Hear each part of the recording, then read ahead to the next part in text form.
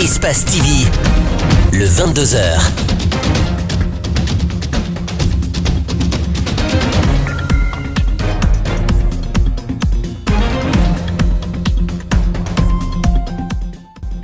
Bonsoir à tous, très heureuse de vous retrouver à la une de l'actualité nationale. Abdoulaye Sow et ses hommes empêchés d'accéder au bureau de la main-d'œuvre portuaire ce jeudi. Le secrétaire général de l'autre branche de l'USTG voulait prendre part à l'élection d'un bureau syndical au port autonome de Conakry.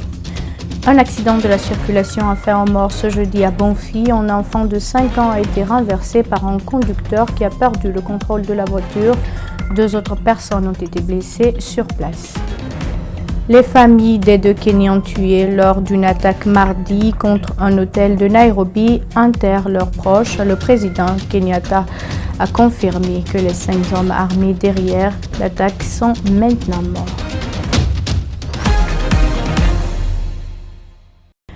Je vous le disais à l'instant, les responsables de la branche de l'Union syndicale des travailleurs de Guinée dirigée par Abdoulaye Sow ont été empêchés ce jeudi d'accéder à l'enceinte du bureau de la main-d'œuvre portuaire et de l'Association guinéenne des entreprises de manutention où a eu lieu une élection syndicale des travailleurs du port autonome. Des hommes en uniforme déployés sur place leur ont refusé tout accès, arguant, selon le secrétaire général bloqué, avoir reçu des instructions au plus haut niveau. Reportage d'Ibril Ba et Abdoulaye Kamara. Alors que le dépouillement s'effectuait après le vote de la section syndicale de la GEMAP, Abdoulaye Sow et ses acolytes sont interdits d'y accéder. Révoltant pour eux, ils commencent déjà à trouver le responsable de cet incident. C'est une entrave à la liberté syndicale qui est une disposition de notre Constitution. C'est extrêmement grave ce que nous vivons aujourd'hui. C'est le syndicat du gouvernement. Ils sont avec l'armée. Nous ne pouvons pas accéder pour que nous puissions, alors que c'est des élections sociales. Visiblement touchés, les syndicalistes de l'USTG, version Abdoulaye Sow, promettent de riposter face à une situation qu'ils qualifient d'agissement. On ne sait pas c'est quoi le haut lieu, mais il y a sincèrement une main noire derrière et qui nous empêche aujourd'hui de participer aux élections au port. Alors que les travailleurs, la plupart, sont avec nous. C'est une compétition. S'agit-il d'un choix fait par les syndicalistes affiliés? Voilà une question que l'autre secrétaire général de l'USTG tente de répondre. Les travailleurs ont exprimé clairement pour dire qu'ils ne sont pas avec eux. Donc ils ont été refoulés par l'ensemble des travailleurs de BEMOP. Moi, ils m'ont appelé pour demander de venir pour dire qu'ils sont avec moi et mon équipe. Ce désagrément est aussi imputé à l'inspection générale du travail et Abdoulaye Sow compte alerter les associations syndicales internationales.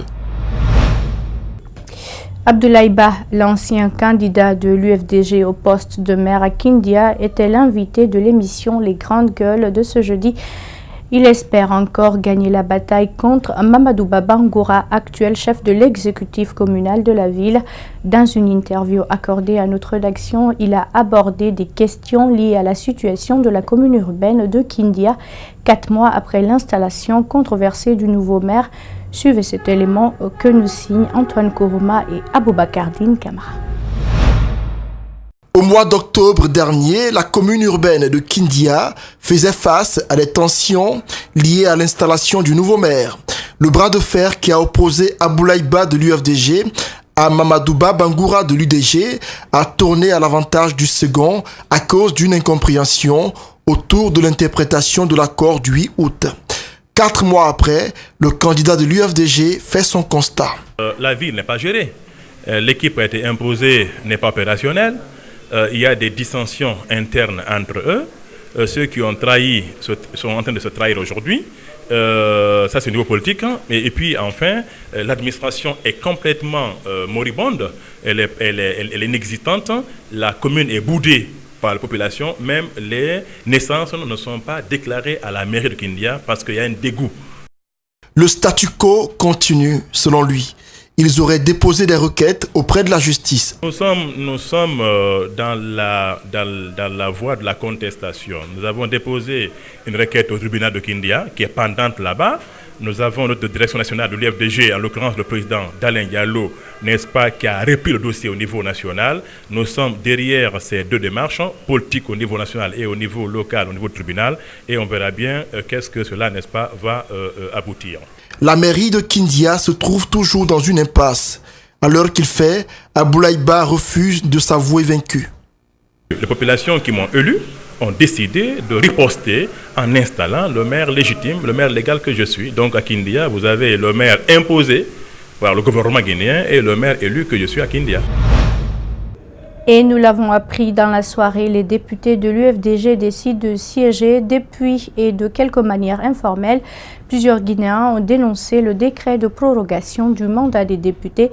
Tous se demandaient si les opposants allaient continuer à siéger. Et puis, pas de condamnation contre le site d'information Mosaïque Guinée et les deux autres poursuivis par le ministre Moustapha Mammy Diaby. Ce jeudi matin, le juge s'est prononcé en faveur des 3 sites d'information. Après 4 mois de procès, la partie civile n'a pas pu établir le caractère diffamatoire de l'article publié par Mosaïque Guinée et reproduit par les 2 autres sites. Sorti victorieux de ce procès, le fondateur de Mosaïque Guinée exprime sa satisfaction. Abdourahmane Ba et Ibrahima Souma. Le ministre Moustapha Mammy Diaby débouté au tribunal de première instance de Kaloum. Ce dernier a intenté une action en justice contre Mosaïque Guinée et 2 autres sites d'information qu'il accuse de diffamation et d'atteinte à son image. Après 4 mois de procès, ce sont les médias qui l'emportent en dépit de tout. C'était un ouf de soulagement et je pense que c'est un signal aussi fort à l'endroit qui vient de la justice, donc qui a été asséné par la justice guinéenne. 9 millions de dollars, c'est le montant que le ministre demandait en guise de dommages et intérêts. Après cette décision du juge, Aboubacar Diallo ne compte pas intenter une autre action. Je ne pense pas que que ça vaille la peine pour nous de continuer cette bataille judiciaire. Moi, je pense que ce qui compte le plus, c'est, je ne sais pas s'il faut appeler ça une victoire, c'est quand même ce verdict qui prouve que le ministre s'est totalement mépris, il s'est trompé. Ce procès est l'un des nombreux intentés contre les journalistes ces derniers temps. Aboubacar Diallo est parmi ceux qui sont sortis vainqueurs. Moi, je tire chapeau à cette dame, donc cette juge qui a eu à se prononcer sur ce dossier. Félicitations. On aurait pensé que, compte tenu de toute l'influence, de tous les moyens dont disposent ces hauts cadres, qu'elle aurait prononcé un verdict tout à fait inique et injuste. Ça n'a pas été le cas. Je pense que c'est tout à fait en son honneur. Le fondateur du site Mosaïque Guinée n'exprime aucun regret par rapport à l'article et estime que le ministre de l'économie numérique s'est lui-même désigné comme cible. Dr Alia Diaby aurait rendu le tablier de la présidence de l'Institution nationale indépendante des droits de l'homme. L'homme de droit explique son choix par sa soif de formation. Cette démission crée donc une paralysie au sein de cette institution qui souffre aussi d'un manque de budget nécessaire pour son bon fonctionnement. Idriss Sabari et Aliouba ont rencontré un des commissaires de l'INIDH. Voici leur compte-rendu. Pour le président des mêmes droits pour tous, cette démission du président de l'INIDH n'est pas une surprise pour qui sait comment Alia Diaby s'est retrouvé à la tête de cette institution.